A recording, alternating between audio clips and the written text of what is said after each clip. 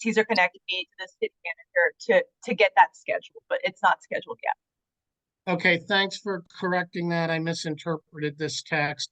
And just let us know what we can do to accelerate that. But I think Caesar's really the one, the city seems to have ceased to communicate with the neighborhood councils in general. So we can, but we should continue, we can and will continue to reach out to the city about areas of concern for us. We had a safety and sort of a crime meeting on Monday. I thought it was really productive. Mostly the meeting turned out to be just kind of a continuation of the general concerns meeting with people from Santa Fe neighborhood and Point Richmond neighborhood discussing their concerns and specific incidents that are happening in our community. This also was an introduction to the idea of setting up neighborhood watches and having neighborhood block captains. So unfortunately, with an unfortunate time delay, there was a citywide Zoom meeting to discuss how to set up your block captains and your neighborhood watches, which sort of conflicted with everything that was happening with the PRNC. The police department, Michelle Malam, will be having another meeting. And we also have the opportunity to have a private or a separate meeting for Point Richmond. So, and Santa Fe. And the reason we include Santa Fe is that the drug dealing component of our crime problem is literally going back and forth on bicycles and cars between downtown Point Richmond homeless encampments and the Santa Fe homeless encampments on 2nd Street under their freeway. So we're trying to include them because the problems are the same and the people, the criminals are the same. So, and they're our neighbors, they're 2 minutes away. So I'm on that. So I'll make sure that this time we are able to publicize that meetings. And I do want to remind people, you do not have to don a hard hat and a billy club and a flashlight to be on a neighborhood watch or to be a block captain. You just have to keep your eyes open. And almost everybody in this meeting is already doing some version of that. They're contacting me or Lisa or the police directly. They're communicating on social media. So we're not expecting anybody to become policemen. We just want to be organized in reporting things. So it's, basically when you're walking your dog or just glancing outside your, glance outside your windows. March 16th is free dumpster day. Every year I try to get it pushed into the middle of the summer and every year it gets earlier. So that is Saturday, March 16th. For those of you who are unfamiliar, there will be a series of dumpsters and metal recycling bins set up in front of the elementary school on Wine Street. That's Saturday the 16th. It starts at 8 o'clock in the morning and closes down when the dumpsters are full, which is highly unlikely, or promptly at noon. So the best thing to do is to line up your vehicle, load up almost everything. If you have any questions, you can contact me and I'll either give you the answer or fill you in with the city to let you know what you can bring and can't. Mostly electronics like televisions and small electronics like that. You can bring a stove, but they don't want you to bring a TV set. So, but those rules are going to come to you on postcards. Almost everybody in Point Richmond will receive a postcard. But if you live in an apartment or condominium building that has one address, say you live in number 123 Main Street, apartment A, the postcard is going to go to 123 Main Street. They're not going to send one to every apartment. So I will also, as the time grows near, I'm going to make a discrete posting on Nextdoor and people just spread the word. We do not and cannot accept the entire city's trash. So you will need to have a Point Richmond identification, the postcard and your driver's license or some bill or some kind of ID. Last year, I think mostly Charmaine and I were working the line of incoming traffic, and I think we recognized 80% of the people. I would also encourage you to do a couple things. If somebody dumped a microwave oven on your corner and you're coming, please toss it in the back of your car. take this opportunity to clean your block.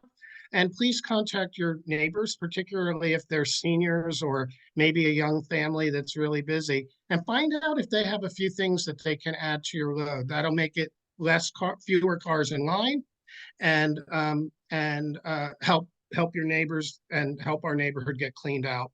The last thing that we did last year, kind of informally, was like I remember Peter had some beautiful garden hoses that he didn't need. We set a little pile up on the sidewalk of really good stuff, and we just took it out of people's cars and put it on the sidewalk. So you could kind of grab that stuff. And then at the last minute, anything that was still there, we threw in the dumpster. So there could be a little opportunity for you to, if you have something nice, for somebody to just drop off their old stuff and pick up something new. The exciting news for everybody except for the PRNC board is that we're going to have a second trash day this year at the end of fall or mid-fall on October 12th. And last call for volunteers for this event. You don't have to work hard, but you can help direct traffic. Some of us actually like to help our neighbors throw their junk away. It's very satisfying. I know Charmaine doesn't mind tossing something in a bin. And Peter's wife, Susan, she loves to clean up the neighborhood. So that's how you can get some exercise. Worst scenario is you can hand out flyers and chat with your neighbors while they wait in line. So once again, Saturday, March 16th, line up alongside the ball field on Cutting, and make a right-hand turn, dump your stuff at Wine Street, and then go around the block and off you go.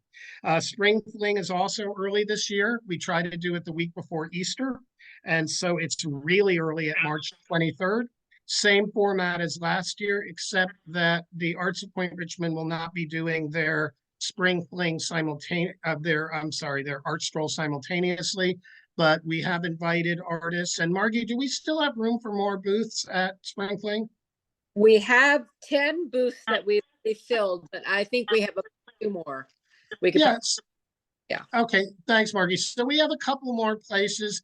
This is informal. Margie's going to mark out the sidewalks as to where the different people will be located. But if you have a business, or if you're making jam, or if you're an artist and you want to set up a table, go ahead. The children's activities, as always, will begin at 11 o'clock and go till about 1:30. Egg hunt, dancing, fancy hat competition. Some new neighbors, there's a new publishing house in Point Richmond. They're going to present their product, and they've offered to donate some books as prizes. The beautiful the beauty salon on the railroad tracks. Prima Rosa. Prima Rosa is going to do something with the kids, some drawing, and she's providing a gift basket for a prize for the hat competition. So should be the same shenanigans, good fun, good neighbors, and same DJ who has become sort of a fixture here. So anyway, I ran a little bit long, but I did cover a bunch of stuff. So let's move on to, let's see what time it is. Oh no, we're in good shape. To the treasurer's report with Margie. Right. We have about what did we say? $14,000 in the bank, and we have 178 members. Great. So we're up a couple of members from last month, and this is a good sign. The good news is, partially as part of the signage, dedicated signage project to talk about the tunnel and the tunnel mural, and partially as a sponsorship for the Spring Fling, we are expecting a generous check from Chevron to come in the next couple of months. And this puts us in a good financial situation. We have applied for a city grant to work with the Women's West Side Improvement Company, Women's West Side Improvement Club, to help renovate the town triangle, particularly to replace and bring back to health the trees along the inside of the triangle, many of which are really unhealthy. This ties in with our Gateway Foundation grant that involves those tree squares and keeping them weed free. and also Women's West Side's grant to basically just continue to improve the look of that charming triangle. So that treasurer's report is really exciting. There are a couple of corporations that are also donating to that signage project, or have mentioned that they intend to donate. And I will mention Marcia Valier and her company that is generously donating a big amount of graphic arts services and expertise. And they're doing that pro bono for us. So Marcia and company have been good members of our community for a good while. So this puts us at a little bit early, still waiting to see if the police are going to show up. So let's go ahead and meet with Marcia Valier. Marcia, if you could just give us, for those of you who don't know Marcia, she's been a key member of our community for ages. Her businesses are downtown. Can you just give us a quick review of your history and then your new company that you're working with? And then just, I think you're pretty capable of just launching into a discussion about the landscaping portion of the lift station. Thank you, Philip. So I'm Marcia Valier. I have had my office in Point Richmond since 1994 and lived in Richmond since 1990. I'm a landscape architect and I've done multiple projects in the city. And it's been my pleasure to work with the city of Richmond on a lot of really wonderful things. And so my staff and I all joined CSW, which is an engineering firm. And many of you may know Robert Stevens. He's the principal of the firm. And he's also a huge Richmond advocate. And he's been working in the city almost as long as I have. We met with the land use design review committee just prior to this meeting about the Ferry Point sewer lift substation. And I have a PowerPoint presentation, but I'm not necessarily sure you want to take the time to look at that. We had a meeting that was hosted by the land use committee that where I listened to all the comments about the station. And so I thought what I would do is go through some of the comments that I heard and then tell you what I'm doing for the city. So the city of Richmond has hired me because the project went forward without a lot of public involvement. There were a number of people in Public Works at that time that weren't really participatory, and that was overlooked. But the new Public Works director and the folks at the city of Richmond have hired me to help see what we can do to try and improve the situation and get you an interim solution for that substation that looks a little better, the roadway's a little safer, et cetera.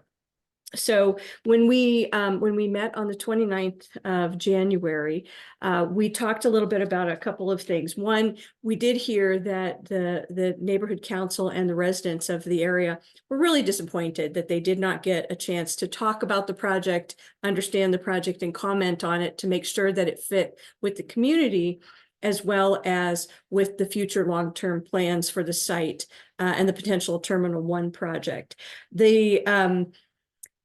So that's why I'm here. And the thing that we talked about is there were three key issues on surrounding that. Safety was one major, aesthetics, and then functionality of that intersection. So the safety at that corner at Dornan Drive and Brickyard Cove Road is not good right now because that substation is under construction. And so as that construction finishes up, there will be some modifications and repairs to the roadway. And I've been tasked to look at ways to make sure that the enclosure looks better, that we have some solutions from a landscaping perspective and from a roadway perspective. And I'm interfacing with the civil engineer that is looking to do the roadway repairs and the Bay Trail repairs to that section of Brickyard Cove Road. The safety issues that were discussed in that first meeting were making sure that the roadway was wide enough to accommodate the traffic that goes in and out of that area, as well as making sure that there's adequate turning radiuses for trucks, fire trucks, and safety personnel that go in and out of the neighborhood at that roadway. Currently, and even prior to the substation being installed, the road wasn't in great shape, but it's even worse now. So we understand that there's the roadway isn't good, there's drainage issues and different things like that. So we're not excited about how that looks right now. The site distance is really not great right now. So we want to make sure that whatever we do is much better so that you can see what's the traffic coming and going. The other thing that the neighborhood group, the neighborhood members that attended the meeting were talking about was the fact that there's that little curved area where the roadway used to come in. And the area from the roadway to the hillside is East Bay Regional Parks land. And a lot of times there are people that are parking there or dumping. And so we wanted to make sure that we enclose that space a little bit. The other thing is that there's no ADA path of travel along that roadway any longer. So that's something that needs to be fixed.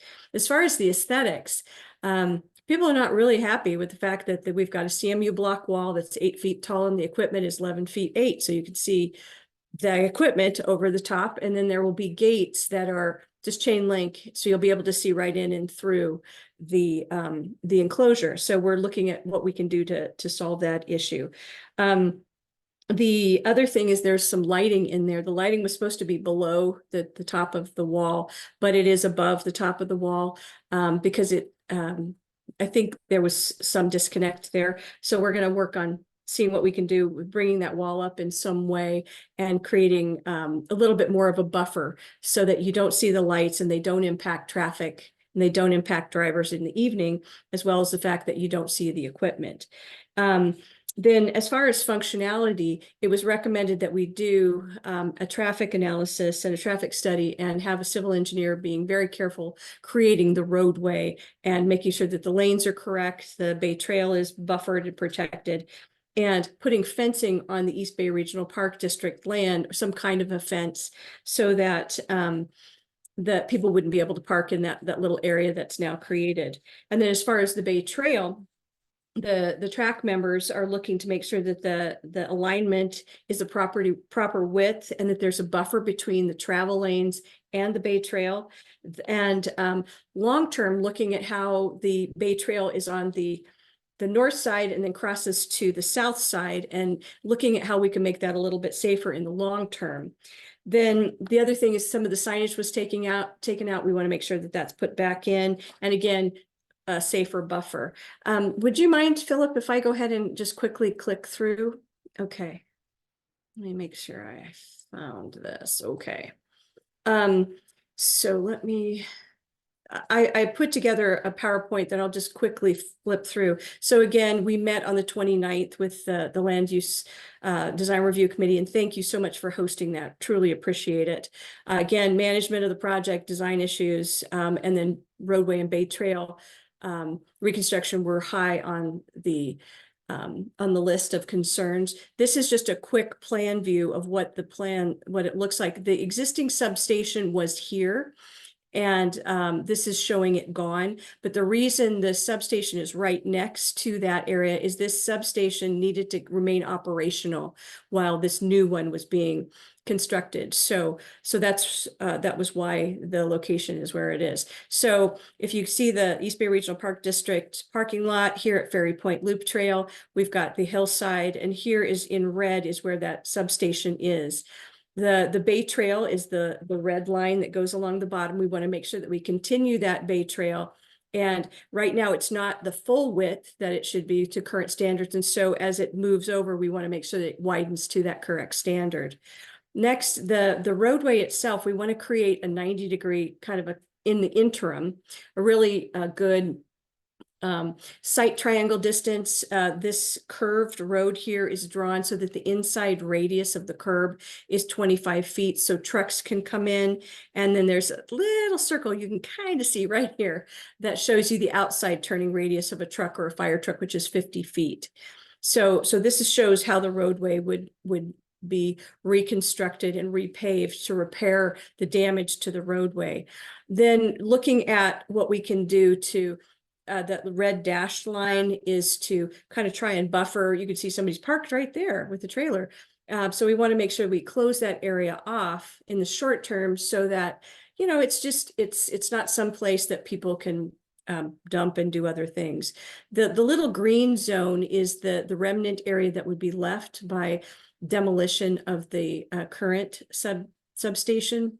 And then these red dots are showing these flexible bollards that we might install along that edge. We're zooming in a little bit. You can kind of see that this area would remain paved. The comments from the land use committee were that, you know, the reason we have these areas and these driveways paved is because there needs to be maintenance. And so there's two driveways. The comment was from the committee was, why do we need two gates and in and out? And the reason the design team and the folks that do the maintenance on this were, the reason was you would be able to pull in your truck, come in, and then pull back out going in the direction of travel. So you wouldn't be pulling in and then backing into oncoming traffic. But one of the suggestions was trying to create sort of a landscape area here, because the vacuum trucks and the cranes and things like that don't need to be in there every day, and neither do maintenance personnel. So we heard that maybe we'd like to try and do something with these, maybe grasscrete or something to make them be more green and a little less paved. So we started talking, my charge was to try and do some type of landscaping and to do some kind of screening of the equipment inside. So I started thinking a little bit, and this is very preliminary, of just creating some type of a screen tree, an Arbutus unita, which is, Arbutus marina, which is a really beautiful strawberry tree. We're thinking about maybe putting some of those there, and then some type of grasses that are low that don't impact the sight triangle of people turning right or coming into the development. And the other thing we're talking about is potentially putting vines on the CMU block walls, the concrete masonry unit walls, to start to make that a little bit more green. And it was suggested in the land use committee that maybe we do something in addition to what I'm suggesting. This was just a quick shot across the bow. So here's the 8-foot CMU block wall. I was proposing maybe we do some kind of a topper on top of the fence. There's two options that were preliminarily proposed. The foundation of this block wall is such that we could go up another 2 feet, but that would still leave 1'8" of the one of the pieces of equipment and the lighting above that wall. So we want to try and bring this up to 12 feet in some way. And a suggestion was made that maybe we want to make this a little bit more residential feeling. Maybe we want to do some kind of a green screen in front of this instead of putting an architectural type topper. The gates are currently slated to just be open chain link, vinyl coated chain link, which would be a black or some other color. But we're proposing to put a solid gate on so that when you're driving up, you don't just look right through and into the equipment. So we want to make sure that we screen that a little bit. The gate could be solid, or it could have a combination of solid bottom and a topper on the top. And this is just to show you, if we did some type of a topper, we could do metal or some kind of a pattern. It could be branches or whatever. Many of the folks in the meeting prior were saying this might be just a little too fussy. And so maybe something that just makes that area go away and green would be an option. So I'll come back in March and present those ideas. And this is just to show you what evergreen landscaping would do. We can go ahead and put the topper on. We can put some trees in front and see if we can buffer that slightly. So with that, I'll stop my share and entertain any questions if that's what you'd like to do. Philip, is that all right? Okay. Does anybody that didn't attend the land use committee have any comments that they'd like me to write down and bring back to the city? Philip. Okay, I'm looking for hands to call out. Okay. One of the things that Jesse just pointed out about the appearance of these bollards along cutting that we have noticed on cutting and also I think on Ohio is that in an attempt to make them reflective, many people find they're actually way too reflective. So they throw so much glare back that it's hard to drive, and consequently, some traffic reports are showing that that much reflective material actually makes it more dangerous because we can't see the drivers. So the nature of those bollards and how much reflective tape, or do you know what I'm talking about, Marcia? Okay, so great. Yeah, sure. That's one comment that I've heard a lot about the cutting project. Graham?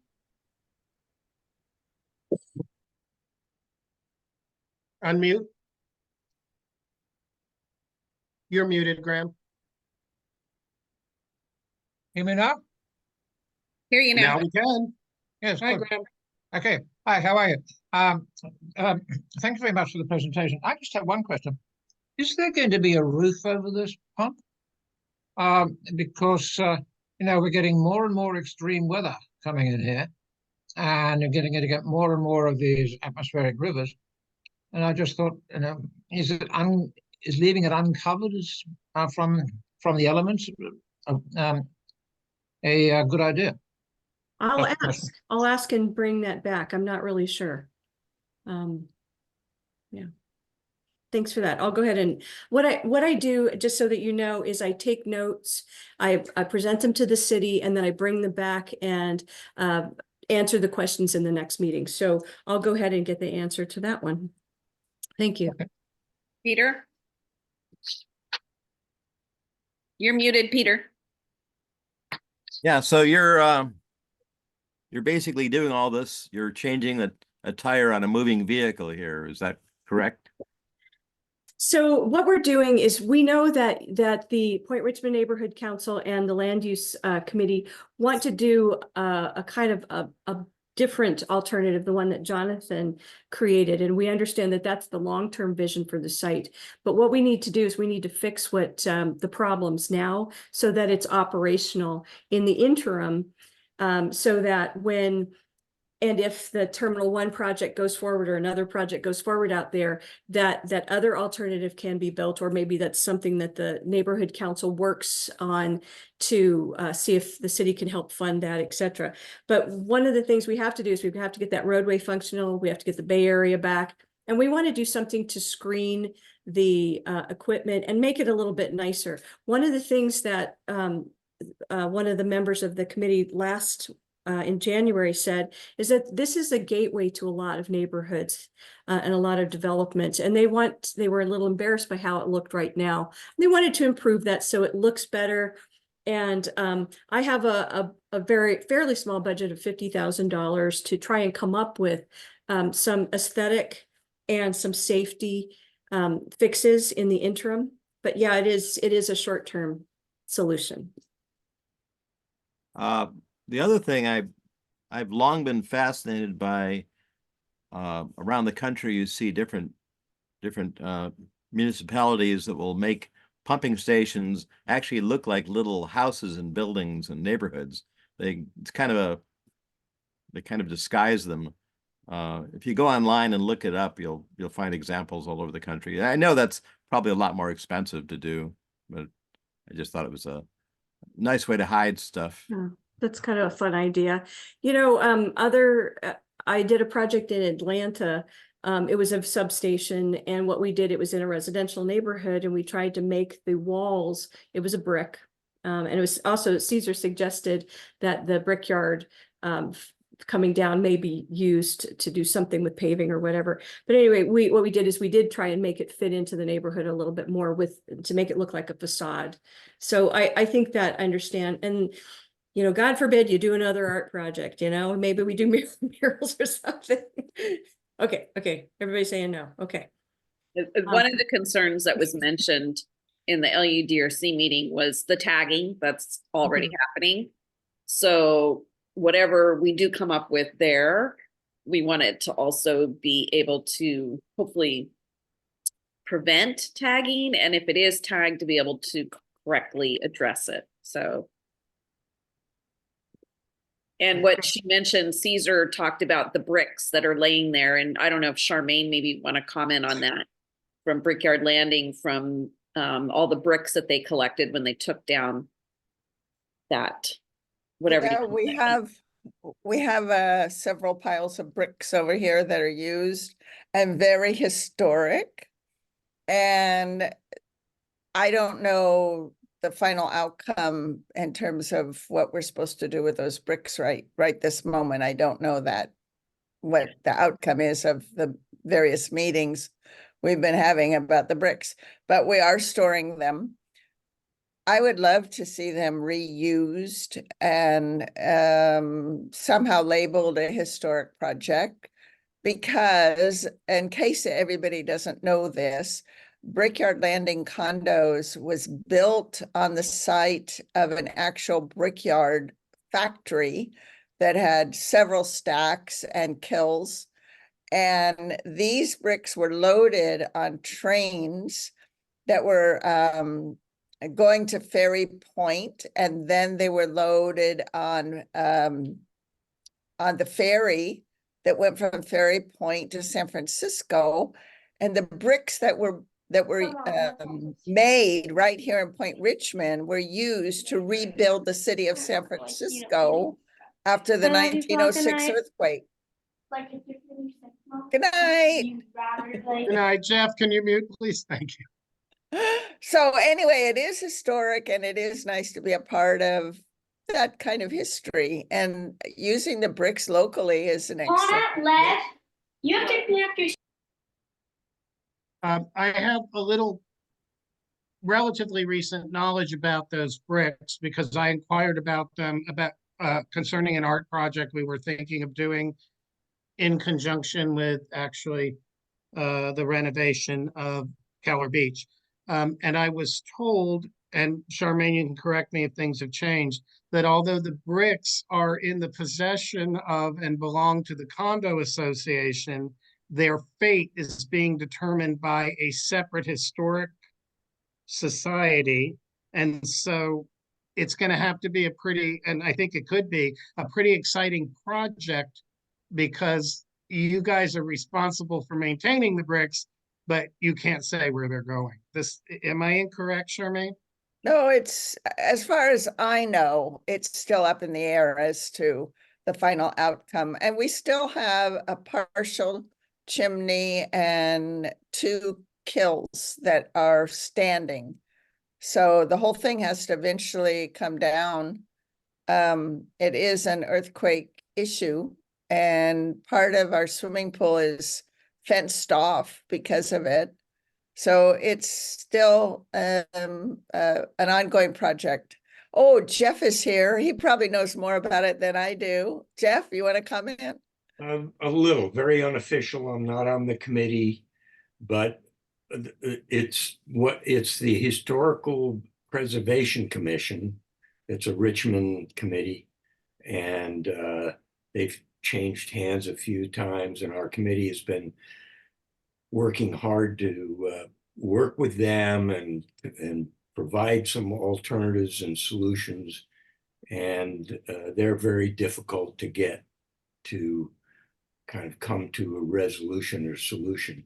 So yeah, it's unlikely that a solution will be in place anytime real soon, though our committee's been working on this for well over a year. Thanks, Jeff. What I've heard is that these bricks don't have a lot of structural strength to them, so but they could be used in some presentation way that you can, we've maintained the ones that have Richmond stamped on them, and many of the ones in the bags are worthless. They're broken up. So yes, there's an opportunity there. The ones that are good are in those 3 shipping containers that are parked there in front of our complex. And it would be great to have a solution like this be part of a solution that could resolve the issues that our community has. So It's so clearly obvious that it will probably never happen. Well, it could be part of the long-term plan. I'm And being sarcastic. And there's elements in the long-term plan, which I think Charmaine will touch on during her LUDRC update, where they could potentially, if Jeff even thinks it's even possible, like if it's part of a gateway sign or part of that thing. But anyway, I don't want to digress from Marcia's current. Yeah. Correct. So let me just touch on two things. One is that Jessie has asked me in the chat to please point out that she was not referring to the reflective nature of the bollards, but the way they look when they're knocked over and get beat up by cars. A very good example is Ohio Avenue, which is just, they've become pollution. But Marcia's aware of the problem, so we don't need to beat that horse.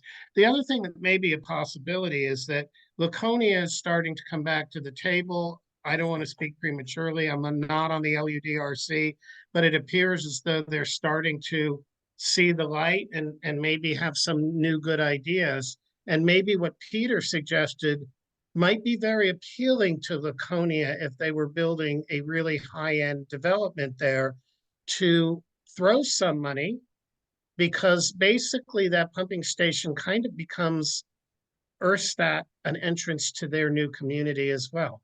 You know, so their community would be on the right as you came up by the park.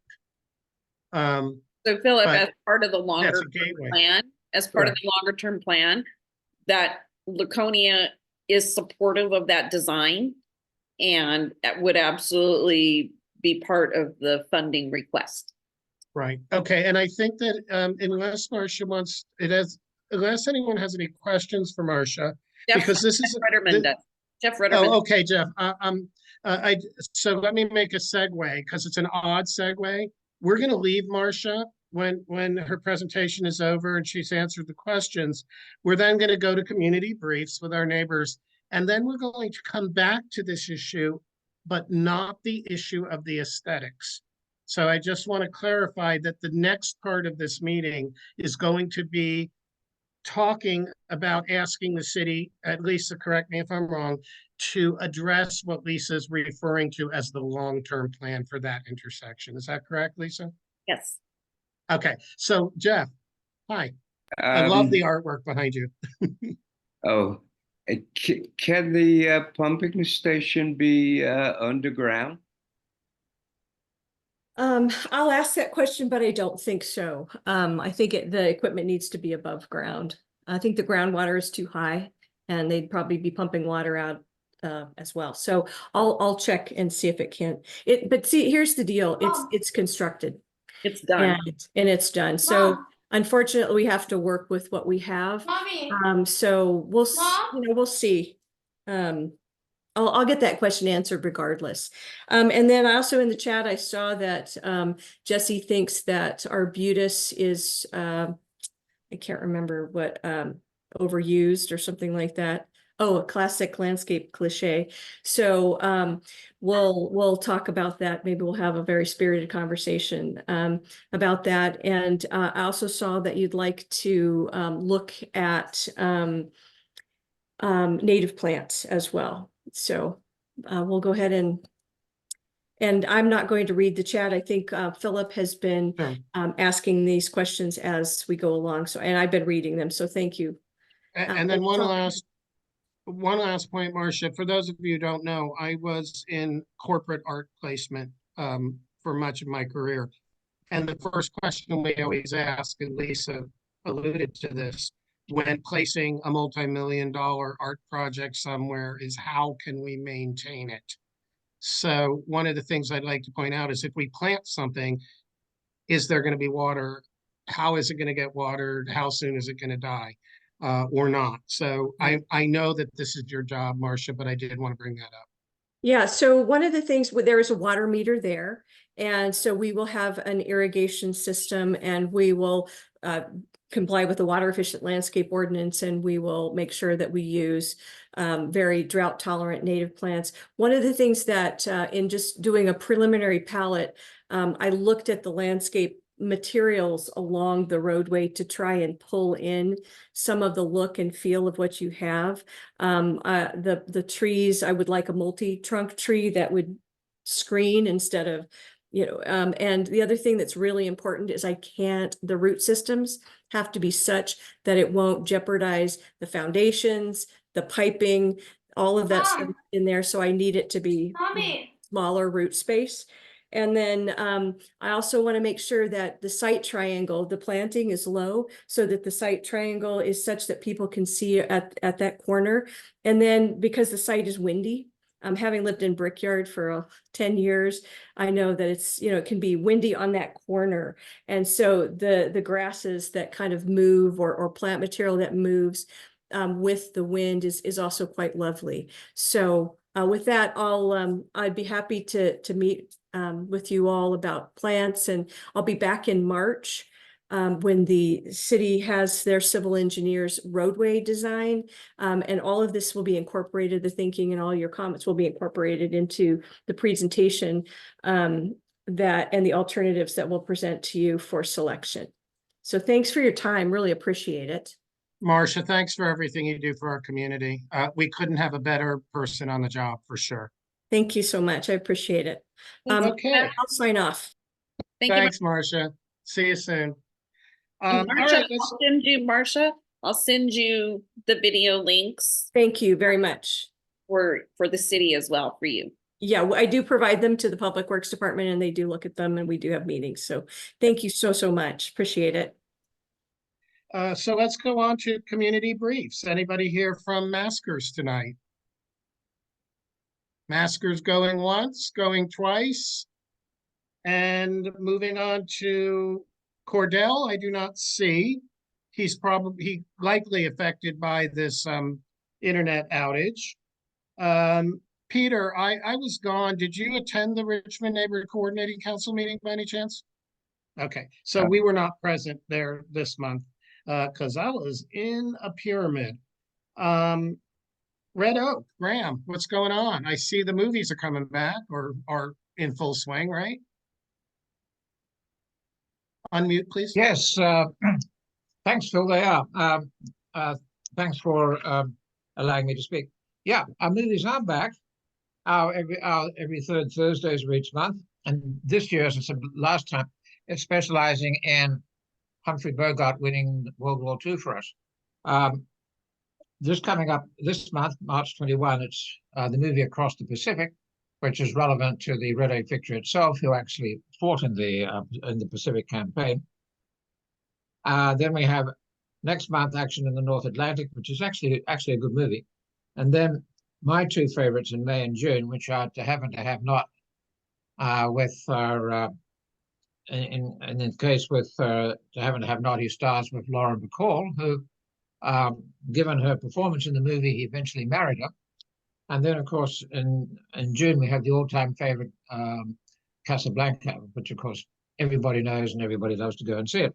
So please do come and join us on the ship on those dates, third Thursday of each month. And we'll look forward to seeing you there. The ship continues to be open on Sundays. Please come on down and visit us and go over it. Our rates are still unchanged, still very cheap. Get on board for $12, and you can have a guided tour.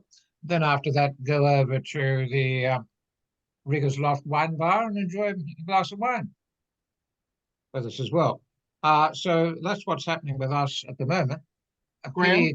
Yep. Is it so that they've made some improvements in the theater area?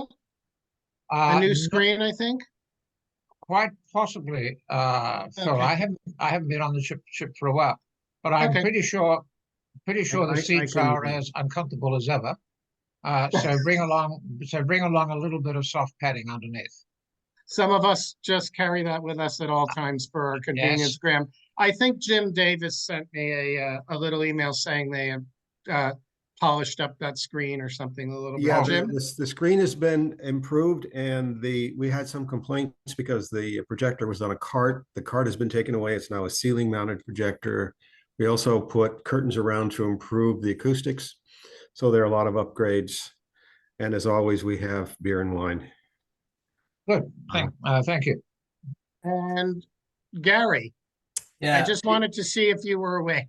yeah, Peter, don't forget me. I apologize. I missed the last meeting. Got pulled away, so I have a couple updates. You may have noticed we've done a lot of cleanup around the plunge. We're not quite done yet. The good news is we got a lot of rain. Not good for tennis, but it was great for the weeds. And so we're doing a lot of work of cleanup around the plunge, but that's going well. The other thing, though, a couple things. Any of you that have kids this age or know people who do, youth tennis has now really started full bore up at Nickel Park. It's run every week, 2:30 to 5 o'clock. Any kids 8 to 18, and it's free. So for any kids you wanna get them out there and get them active in either soccer or tennis, right now, a good deal is around the youth tennis up at Point Richmond, or up at Richmond rather. We currently have like 8 teams that are actually age 18 to 65, and they don't have one old enough for me yet. But so we have a lot of teams out there. The rain's been coming on the weekend, which is really bad news for tennis. We've been really struggling getting tennis rescheduled matches, but that's all going well. RTA has applied for grants for resurfacing actually 1, 2, 3, 4, 5, 6, 7 courts throughout Richmond. One of those is the upper court at the plunge, the Hurlbut courts. And what we've done on that is a little experimenting with, pickleball is coming to town, and we're trying to work with them to make this work well. But the upper court at the plunge now has some tape on it that was just marked around, showing how you can actually play pickleball and tennis multi-use on the same court. And I won't go into all the detail. We just kind of lower the net strap and it makes it work. And so we're going to resurface that court, but then also make that so you can play either pickleball or tennis. And that's it has been going on. That's the main tennis stuff. HBF, our benevolent foundation, Mayor and I will be sponsoring the 2024 Snowball Scholarship Fund, which some of you know something about that, but it's all about within Contra Costa County. We really are rewarding high school students that have to have an index over 3.5. I didn't make that. I don't know about the rest of you, but they're really scholarship. These kids are, but it's not about that. It's just about their community service as well. And so it's a really great thing. So we'll be kind of coming out again, looking for people to help fund that, but we've done that for the last couple of years. And these kids are just something else. And we host them over at Lara's with their families and to celebrate that. We've already done that this last week or last month, but we'll be doing it again in the fall. So you'll be hearing more from us on that. But these kids are fantastic, and we really want to give them a good start up for their careers. So glad to be back. Sorry I missed last month, but we'll be back next month. Barry, thanks for the plunge cleanup. Somebody planted approximately 6 to 8 random tulips. Yeah, I know. I saw those. That have randomly appeared, and they're out of place, but they are cheerful. I noticed though when I was doing some cleaning up a couple of days ago, and somebody is actually helping doing some weeding and kind of clicks up the weeds and puts them in the walkway, and I go pick them up and throw them over. There's a mysterious lady. But appreciate all the help. There's a mysterious lady with a big hat who loves to weed. She doesn't like to move the weeds, so she puts them in the walk, and I move them too. And she's very shy. So I'm not sure if he's the same person who's planting the strawberries. There's a bunch of strawberry plants. Yeah, she's the strawberry lady too. So I don't know her, but more power to you. That's all the better. She's in her own weeding world. Everyone's invited. Thank you. And speaking of gardening and improving our neighborhood, here's Diane. Thank you, Philip. Yeah, we have a lot of gardening going on. Thankful for the Gateway grant that we're able to get a gardener to help us. And he has been busy, pruned all the rose bushes. I don't know if you've noticed that, it's beautiful. And he rearranged the rocks in the library garden.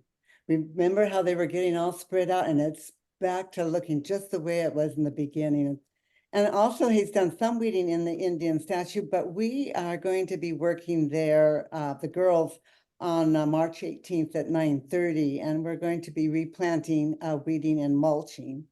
And then the map garden, we are going to show the gardener about native plants, and the maintenance that it takes for that. And we're meeting him on a Saturday at 10 o'clock. And so our Women's Club is meeting on Tuesday, March the 5th at 11:30. We'll be setting up a nominating committee for 3 open positions, and that would be president, second vice president, and treasurer, which they are a 2-year term starting in September of 2024 to June 2026. Also at our meeting, we will be selecting and voting for charities and for distribution in May. And then I just wanted, we'll be having a table at the Spring Fling, and we'll be looking forward there. We'll have a lot of water, and hopefully we can sign up some new members. But talking about members, I just wanted to share our oldest member, and you may know her, Martha Belwaski, who's 103, and going to be 104 on July the 23rd. And Doreen Layton and I took her for a walk yesterday at Miller Knox Park. And she got in on my SUV with ease, and we took her walker, and we were with her for an hour and a half, and she is just delightful. And I just wanted to say, if you know her, give her a call. She's, wanting company. So thank you. Right. I'm going to jump back to the maskers because it looks like Isabel Murphy reminded me to mention that they are having their annual crab feed, which will be March 30th at 5 o'clock at the Galileo Club. Tickets are on sale now. I think it's a bigger venue, so there may be more tickets. I know they did sell out last year, and I think that El Sol, the Josephine, is helping with the catering of the crab feed for the maskers at the Galileo Club on March 30th at 5 o'clock. Tickets available online at the maskers website or when their box office is open around the time that they're doing shows. Next up, what's going on with Ping Pong, Peter? Well, we've been having a lot of people show up I'd say since the beginning of the year. We've been averaging 8 or 9 folks. Mindy, for instance, has made almost everyone. And Diane, if you want to bring that young lady you were just talking about over to play ping pong, I think she's our target age, actually. She might fit right in. I think Gary, since you can't find yourself a league, Gary, you should come over and play ping pong. You'd be one of the young ones. So anyway. Thanks, Peter. And Jim, any Rosie news? Yeah, just a few things. First of all, I want to really thank Graham for his excellent description of the film festival aboard the ship. He just told you everything you need to know about Humphrey Bogart in World War II. I appreciate it.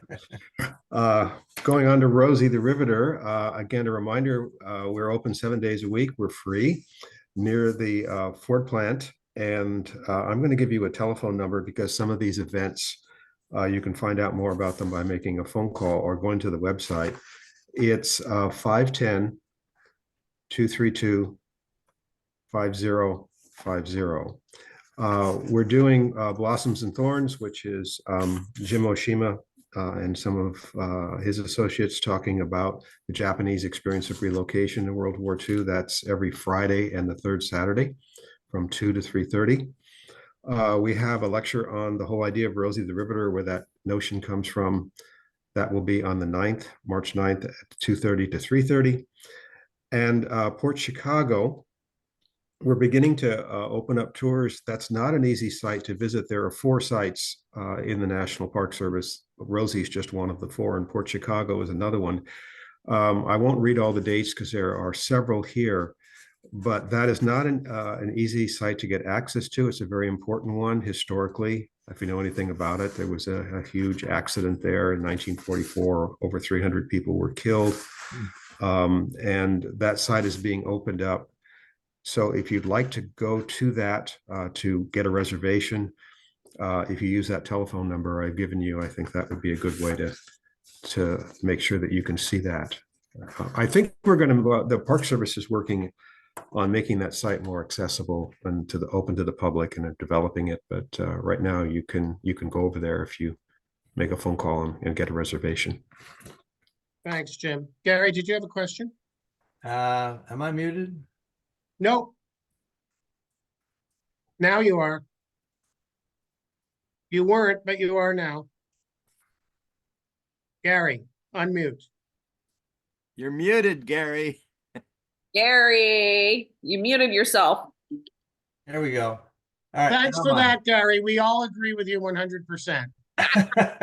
Just want to say, Mayor and I had lunch over at Assemble today, and the menu has really expanded there, and it's just great to go have lunch at Assemble and go right over to Rosie River. It's just a great, it can make it a great day. No, that's a plan. There you go. Thank you. Thank you all. And just, what do you say? Bogarting, no pun intended. Graham, just bogarting on Diane's announcement, the PRNC and the LUD, here's a segue about to happen because we're going to LUDRC.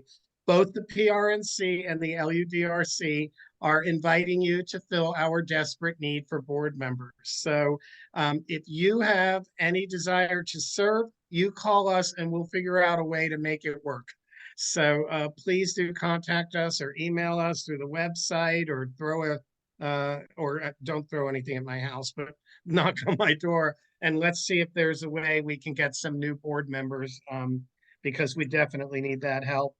Now let's go over to the LUDRC portion. Charmaine's going to discuss what's going on. Lisa hopefully will provide the background to clarify the difference between what Charmaine's talking about and what Marcia was talking about. So I'm going to sign off for a moment. Oh, okay. I was just going to say that I was going to share the screen view, Charmaine, for you. So as Marcia was discussing, there has to be a more immediate fix for that intersection because it's so unsafe right now. The Bay Trail was basically trashed in the process. The sign is missing. Big trucks can't make that curve. So the city absolutely has to have an interim solution in place. And then Marcia's trying to provide some type of an aesthetic screen to block off the really ugly pumping station that we have there currently. And then the longer term plan is what Charmaine is going to give you an update on from the discussion tonight. And I'm just going to share my screen and hand it over to Charmaine. Great.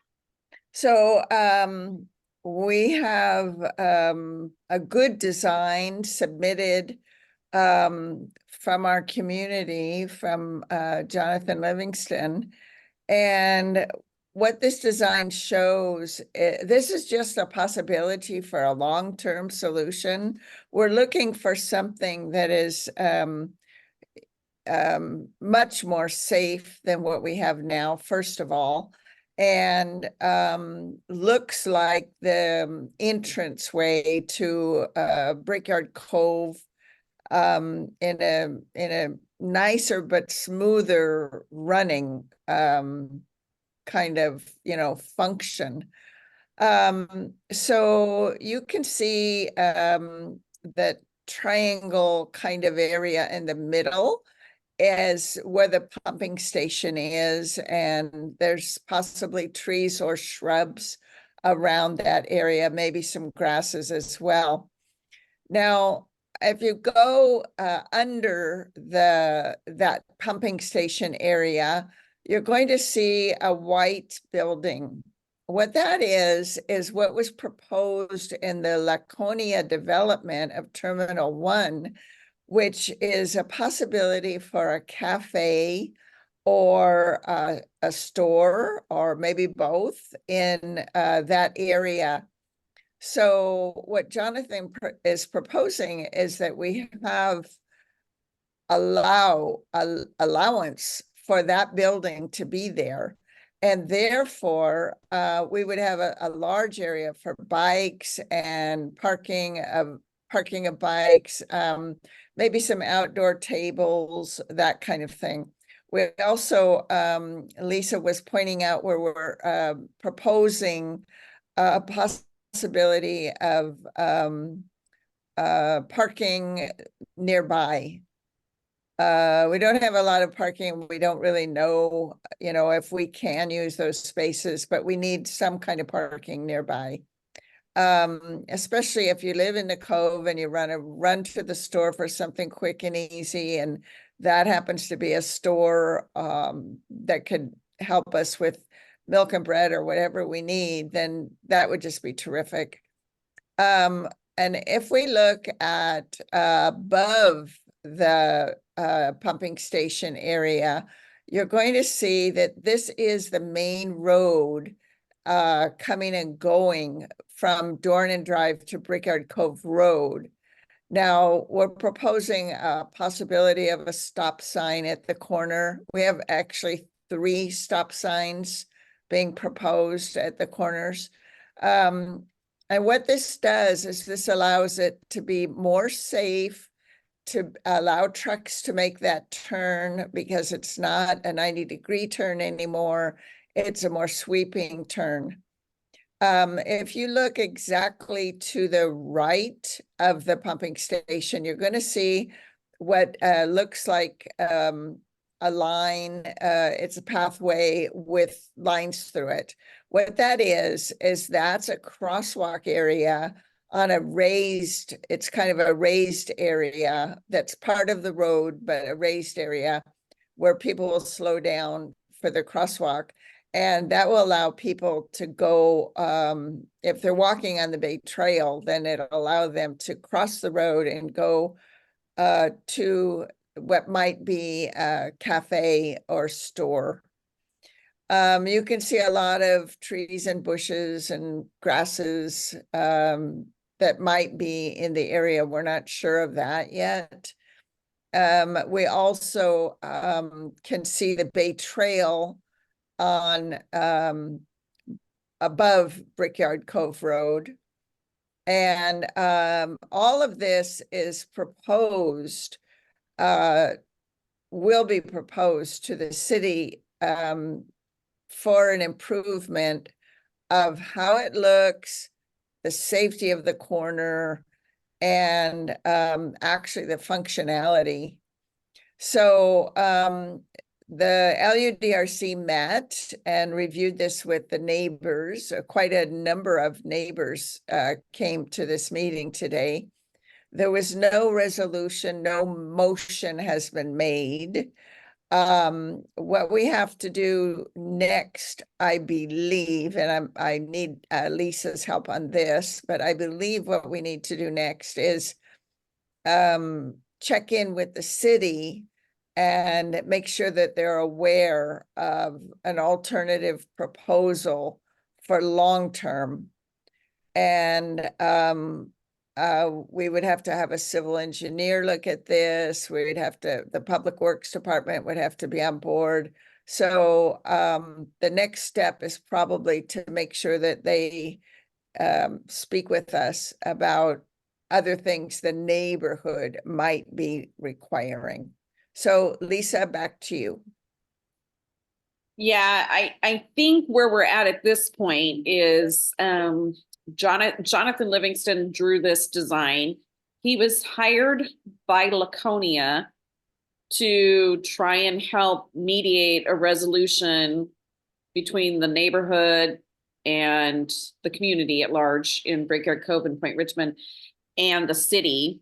And Jonathan is working away on those plans.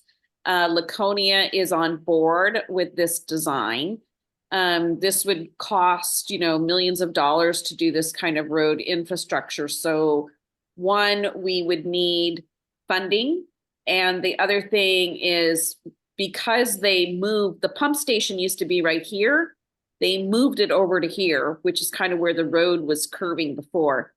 So for us to recreate the curved road, which the community never wanted to see go away, we would have to have an agreement with East Bay Regional Parks to get some of this land from them. And one other thing that was brought up at the LUDRC meeting, which I was proposing, and I think Rod agreed with this, there's a little bit of a lowered curb rate here. And another thing that we want to see happen to calm traffic in this area and prevent sideshows and all this sorts of crap is to see if East Bay Regional Parks would also be open to creating this as an ingress into the Ferry Point parking lot, and a one-way ingress and then a one-way egress. And you can imagine that would limit the amount of traffic here, and again, further calm the traffic in this entire area and just make it more safe and friendly for pedestrians and bicyclists and people utilizing the Bay Trail. And if we can properly activate this corner then and have a, you know, a good market or small cafe here, that would help with that process. And one other thing to consider for the future is if we have this, because this is a beautiful gateway spot for the Cove and the history over here, this area right here, Jonathan was reserving as a possible art project for some type of future gateway recognition, right? Like maybe that could be where the bricks, if there's any, you know, bricks that are usable, that could maybe go into something there or in this paved way here, who knows? But this is another possible opportunity for the community and artists to get involved in, would be a potential gateway here. So one, it requires more communication with East Bay Regional Parks and the city. Civil engineer would have to look at this. We need the funding and we need agreement with East Bay Regional Parks. And Laconia is on board with this. So hopefully they can help provide a large chunk of this funding, but that's to be determined. The one thing the community doesn't want is for this interim plan that has to be put in place in order to make this current horrible intersection safe and usable, is for the city to walk away and say, oh, we solved the problem. Because the community, that's not a fix. We view it as an interim solution, and we want a longer term plan that gives justice to the gateway and safety to everybody in the Bay Trail and creates a beautiful Bay Trail experience for people. So I agree, Charmaine. I think there's a few more discussions that we need to figure out. Jonathan, what Jonathan is wanting us to do is to basically write a letter to the city and say, this is the community's vision, and this is what we want to see happen, and how can we make that happen? And to not let the conversation go silent. That's kind of the big thing, is like, we want to keep pressure on the city to make them aware of this, because we'll also have to, you know, as they think about this Laconia plan, the community and the city, if Laconia is going to stay in the conversation or whichever developer in the future, we just want to make sure that the city realizes this is what the community wants. How do we get there? And I think it's important to mention that the city has not spoken to the neighbors about this. They haven't asked any neighbors, you know, what do you think of this design? Will this work for you? We haven't had input as neighbors in this area. And so, you know, I think there's still a door open for us to be able to speak to the city. Yeah, correct. So, and I think that's probably what we need to do. And we can discuss this as a board. Like, what do we want because I think we need to write a letter and then figure out how do we do that and get this to a vote to keep the movement proceeding. Philip? You're muted, Philip. For the purpose of this meeting, thank you, non-existent, non-present Jonathan. Thank you, LUDRC. Thanks, Charmaine. And Lisa's been working on this 24/7. For the purpose of this meeting, is there anything, and I see Bruce has a question, is there anything that the PRNC is doing right now concerning getting this letter out or taking a vote, or are we just going to discuss this as a board?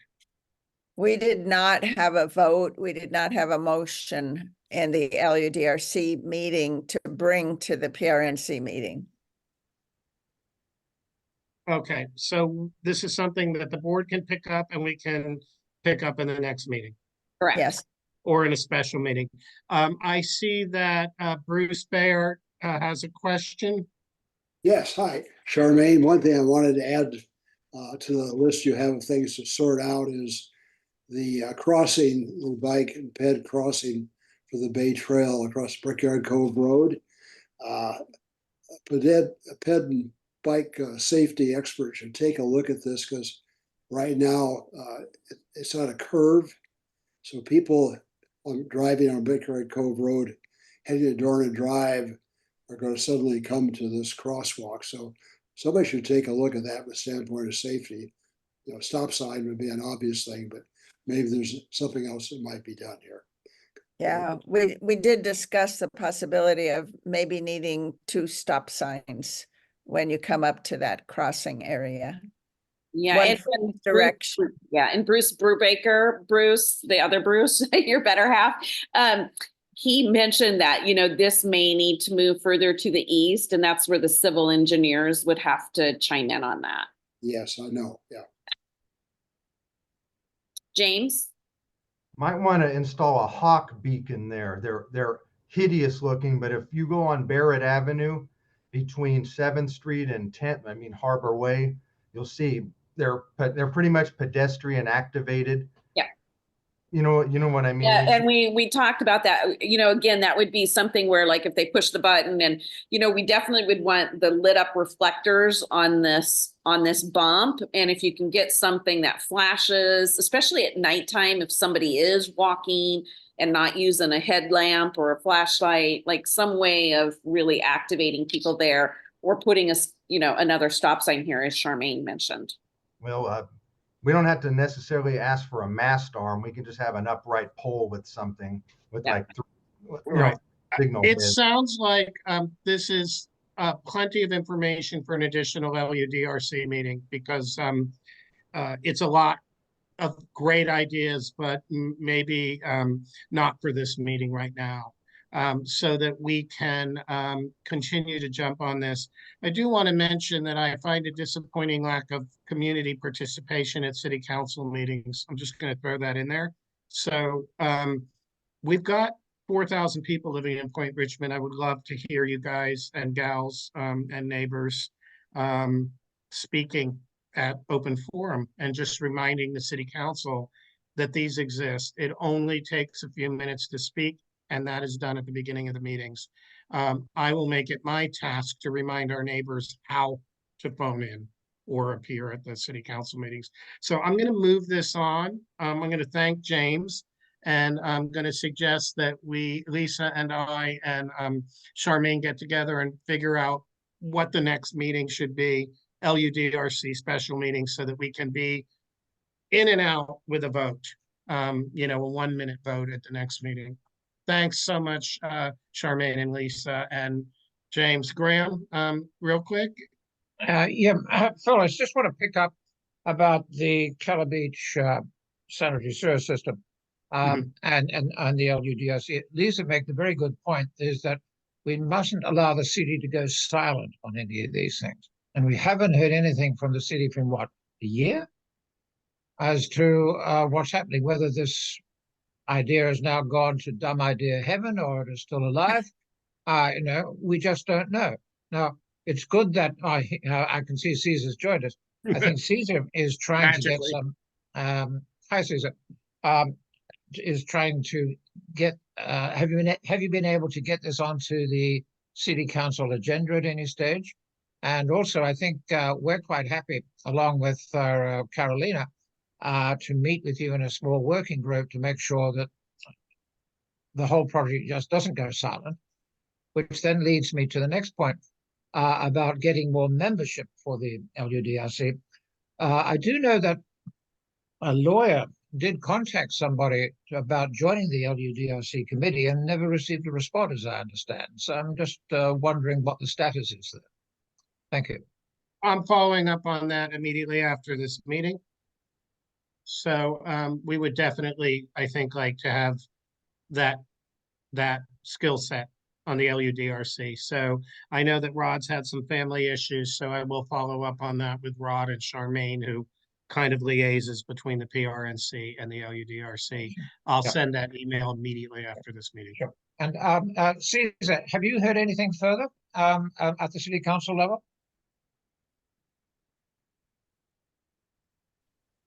Other than the agenda item that I brought up, that the city is not to move forward until they get a second opinion and that they work with the community, no. I did send an email earlier today to try to schedule, Carolina emailed me as well, to try to schedule a meeting with Public Works to try to give you guys an update. There's really nothing to update from what I have heard, since there's no movement right now. The agenda item that we put forward kind of stopped everything until they were able to get a second opinion. And right now it has not come up to a priority. It's important, but it's not on the top of the priority list right now. But I am trying to schedule a meeting. I asked the city manager to help schedule that meeting between Public Works and the group. Oh, good. Thanks, Lisa. Now, has the coastland report been finalized? Do we know? I have not heard that if it's been finalized or not. And before it does, well, it's going to have to get a second opinion. Okay, good. Well, I hope we're not going to pay these guys until we do get something finalized. Yeah, that I'm not sure what the council did before. They might have already paid them. Okay. Thank you, gentlemen. We're going to move on. We're running a little bit late tonight, but there's a lot of important topics. Charmaine, back to you again on CERT. What's going on? I'm very excited to tell you that we have training, and this is the first training since last year, last spring, and that was the first training since COVID. Now, I don't know if you can see this. Does it show backwards or frontwards? It shows frontwards. Okay. So I have a flyer and I'm going to get it electronically and I'm going to post this in some places in town. And Phil, I'm going to check in with you to see about the bulletin board, the community bulletin board. What we have is we have classes beginning on Thursday, March 28th at 6 p.m. Now, this is to be certified in CERT, Community Emergency Response Teams. So you have to attend all of the classes, and I have a list of all the items that are in the classes. We hold it at the Fire Training Center, Richmond Fire Training Center off of Cutting Road. And it's free and you will learn so much. It doesn't mean that suddenly you have to, be a firefighter or something like that. What it means is you will get lots of knowledge and information that you can use for your own family. You can protect yourself, you can protect your family in case of a disaster. So if you're interested in this CERT training, let me know and I'll give you more information and I'll put you on our list. We're still filling the class right now.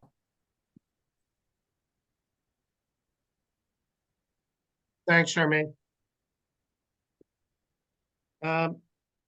And that's been posted on Nextdoor, but if you send me the flyer, maybe we'll just do a little post next week. We've got so many things to discuss with the community, and it would be worth mentioning a couple of these community events. Anybody here from the Business Association? No. Point Richmond History Association, Ms. Bonnie Jo. Yes, here I have an announcement and I have a question. The announcement is that Point Richmond now has a new historic plaque. Jim Davis and Mike Cooper mounted a very handsome plaque commemorating the Trainmasters building just to the left of the door into the Mechanics Bank. And I encourage you all to take a look. We've got 3 more plaques being cast at the moment, and probably not at the next meeting, but maybe the meeting after that, I'll be able to announce that we've got 3 more plaques mounted on historic buildings around Point Richmond. We've got in the works a plaque for the Masters building, the Hotel Mac, and for the old Abbott Hospital on West Richmond and Santa Fe. And now I have a question. Does anyone know who to approach in the city about reserving the community center? I do, Bonnie. Can you shoot me an email? Sure. Yeah. And Just for Yeah. the record, what department do you go to? It's the it's called, it's part of the recreation department, and I've got the emails for them. Okay, great. And it's complicated. So let's chat a little bit about how we can hopefully get that through. They're rather stingy with community centers these days, but just give me a call or send me an email and I'll hook you up. Okay, great. Thank you very much. Speaking of the bulletin board, I'm dropping this bomb, but I'll send an email out when I have time to do this. We have that second community bulletin board. I know that Magic Lantern would like to put their QR codes. And the library is helping me by having a key, but it's become a library bulletin board. And they have a whole window on the other side. So I really want to get together and I want to make some type of either permanent signage or just something that I can refresh that lists all our organizations with our emails, what those organizations do, and QR codes if they have them, which was Kate's idea. I worked with the city to have that installed behind the library right across from the new rock garden, and it is being underutilized. So maybe either other organizations or somebody who's good at design, maybe we can make some type of better use of that board. And that segues into, speaking of Kate Spalding, Magic Lantern. Did we lose Kate? Oh, there she is. Hi, unmute Kate. Hi, Kate. Hi. Did you miss the Arts of Point Richmond or? Oh, yes, certainly, but I'll just go back to can Margie. go. Sorry, I'm We can terrible go. at this. I can go. Did you want me to go then? Yeah, go ahead, Kate, and then we'll just Okay. do ours. So, we've had a miracle screen upgrade for those who weren't in attendance last movie. Vendors supplied a really terrible screen, so we managed to use the creativity of our volunteers to tape the thing to the side so we could have a screen. So we have now a new wonderful screen that we've tested ourselves. So it's absolutely beautiful. Our next film is the second Saturday of March 9th. Just the day before, the Oscars. And we are showing a film, Past Lives, which is nominated for this Oscar series for Best Original Screenplay. Awesome film. If anyone has not seen it, it's quite a different experience to see this as a romance film. We have a member that wanted to do the QR code, hasn't yet produced it, so it's coming apparently. In the following month, and I'm giving advance advertising to this group, is we have secured a film called Aurora's Sunrise, and it is an animated documentary. In the month of April, we'll be showing that. That documents an individual woman who escaped the Armenian genocide in the early 1900s. She went to New York City, made a film in 1919, and then about the genocide. So she wanted to get people to know about it in America, that it was such this horrible experience. So then a recent director took portions of that film, made some animation, and then created this amazing life story that this woman has told about surviving the genocide. So that's coming in April. We're happy to do that. And I hope I have a speaker from the Armenian Association here to talk to us too. That's all for now. Thanks, Kate. And I'd like to have a conversation with you to reopen the possibility, now that there is a new expanded grant from Love Your Block. This is something that your program might fit into, that would allow for you to reclaim the community center. Oh. And let's chat about that sometime when you've got some. Sure. Thank you. Thanks. I forgot, Margie. I'm sorry. It's not a problem. There's so much stuff going on for the arts of Point Richmond. It's amazing. Kelly came up with a great idea, the mom and pop lady, about the second Sundays. And I've been seeing posters about that, but she's gone around town and had everybody sign up and offer something, a free cup of coffee or, you know, a discount off or whatever. So second Sundays of each month, there's been more activity downtown. There's a marketplace going on at Susan's Gallery, which is a French marketplace, which is pretty fun. Take It Outdoors has got a whole new set of posters being delivered and designed, getting ready to go. And on March 6th at 3:30 to 4:30, if you want to paint your pet, you bring a picture of it to the library. I think that's great. So there's lots of stuff going on. Thanks, Margie. And Graham, Layla, wow, lots of excitement at the school today. Layla, you weren't here when I mentioned, I read the highlights of the memo you sent me by email from the school district. Oh, yes, thank you. We're going to keep, our kids were quite shocked. I mean, it was after school, so it wasn't during school hours, but main school hours, but they thought it was they all were talking about a cyber attack. And you know, and then of course we get the email later, but just, you know, something to be aware of. We're still always vigilant, whether it's a hoax, whether it's a, you know, the thing to do these days. We always still want to watch our kids and be aware of the neighborhood. Speaking of the neighborhood, Pram has been pummeled with the rain as well. So I think they're filling in the much soggied swing area with some new wood chips. And I'm sure if anyone's interested in ever just coming by and helping weed it or weed whack it or, you know, help the garden, you know, anytime, any day you see some kids out there and just come out and just join us. That would be great. And then I believe if there's anybody that wants to post things, there is our bulletin board. Please feel welcome to post some things, leave it in our mailbox to post, leave some at the school. We have a bulletin board at the school. There's also Janice Play Lot to add some posts. I was walking around today and I was looking at the different bulletin boards, and some are definitely not utilized, like the one by Mechanics Bank, the ATMs, and the one on the corner of Mixed Maxine's corner. So definitely post. There's lots of posted places, and that's about it.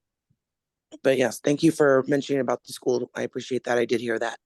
Yeah, thanks for filling us in, Layla. You're always right on top of everything. Last up is homeowners, Lisa or Charmaine. Lisa, you got news for us? The only one I have is that some of the residents in Brickyard Cove, well, all the residents should have received a public hearing notice regarding the PG&E residential development. So that meeting has continually been delayed and delayed. It's now supposed to happen next Tuesday, March 5th. You might have been confused by the public hearing announcement because it made it sound like it was the actual appeal. The city is supposed to be updating their website to reflect the fact that the developer withdrew their application. And it is our understanding and B-Card's understanding that the project is dead. This is a formality to close out the project and release any entitlements on that land. So that's the purpose of the public hearing, and it is next Tuesday at the March 5th City Council meeting. Will there be munchkins singing about this death? No. Okay. I've got the costume, of course. Okay. Pardon me. Thanks, Lisa. Public forum. We have a couple of things. I'm automatically going to throw this to Sally because she often talks about what's going on in Point Malate. Sally, do you have any news for us? She stepped away from her computer. Anybody else have any public forum items to bring up? Peter? Yeah, this is I think everybody might find this interesting. The Cars and Coffee people, these are folks that put on little very informal car shows around the country. They are going to start it's April 7th, which is a Sunday.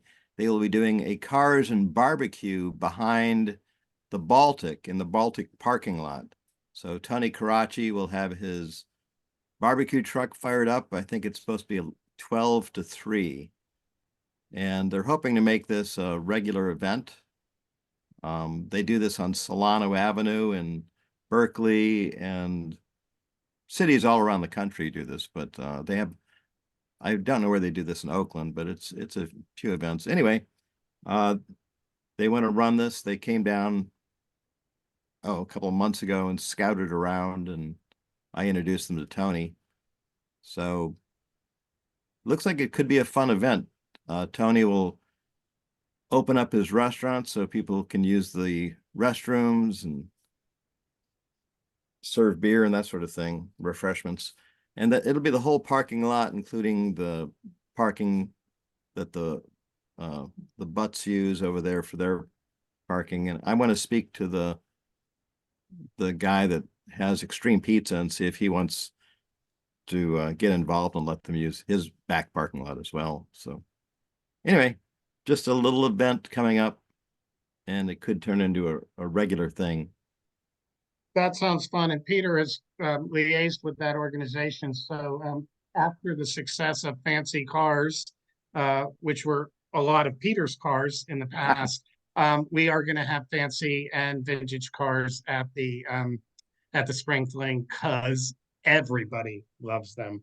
Well, if this goes the way they think it does, it could even further put Point Richmond on the map. And Tony wants to talk to the folks at the taqueria and so on and so forth, and see if they want to come down and get involved too. So could be a nice little. Yeah. Anyway, I think I've never met anyone who wasn't interested in glancing at those cars. And then any other forum items, open forums? Anybody have remembrance and celebration? The obvious one? Nobody? Irma Anderson? Our mayor and we did that last. Oh, did we? Okay. I'm sorry, I wasn't here. Okay, I know you were gone, so we and did. I know that there's a memorial service for her. Caesar, do you know the details? I think it's at City Hall Plaza. It's tomorrow. It's Lisa? tomorrow afternoon. Yes, it's tomorrow at 4 o'clock at the auditorium. Thank you. With Caesar and Lisa on the job, that's all we need to do to run this city. She, for those of you who don't know, was one of the first Black mayors, maybe maybe the first Black female mayor of a major city. And those of us who remember her everybody has enormous respect for her. Well, it sounds like it's time to adjourn if there's no more comments.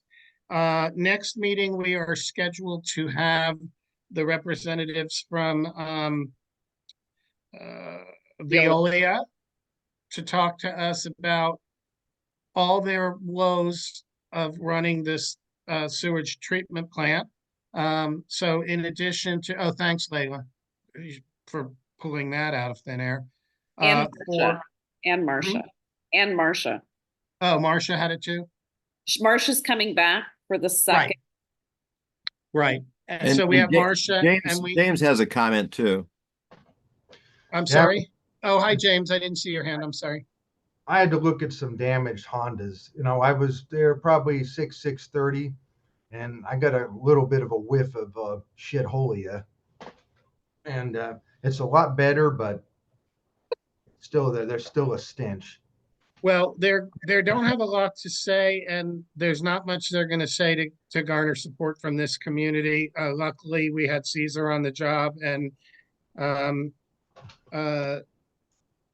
hopefully things will change, or that company will change, but that's what's on the agenda for, tentatively for next week, next month. And they are, of course, going to bring people from their corporate office. It's not just going to be the local manager because he is not going to be prepared. But they are also, I'm sure we all want to do this, are going to be available to arrange tours of the sewage treatment plant. So I'll go because I'm always interested on how things work. But we can advertise those tours in small groups or coordinate people to directly contact them. Ladies and gentlemen and others, sorry, that's not the politically correct way to do it. Neighbors, thanks for joining us. I'm glad to be back home, and keep an eye on your emails. We will maybe send out a couple interim emails with meetings and community events of importance. And then you can let us know when you're receiving too many emails and we'll pull back again. Thank you all very much. Okay, don't forget dumpster day. Dumpster day on Saturday, the 16th, and March at 8 o'clock till noon. And we do need volunteers and support for the spring fling on March 23rd as well. Good night, everybody. Thank you, Lisa. Philip. Good night, everybody. Well done, Philip. Yay.